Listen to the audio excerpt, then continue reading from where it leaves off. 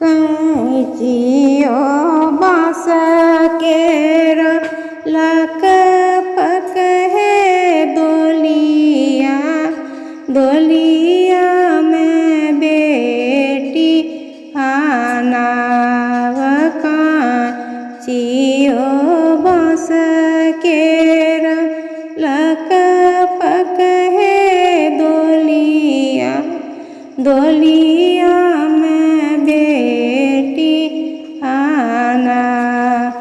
लाले लाले डोलिया सबुज रंग हरिया हे लागी गेला बत्तीस का हार।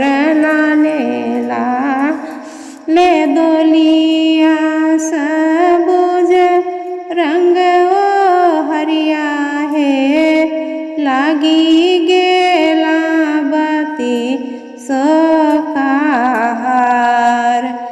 एक कोस गेली बेटी दुई कोस गेला है तीसरी कोस डरिया के पार उहारी हेरिए बेटी, बेटी जे देखा है छूटी गेला नैरा परी बार।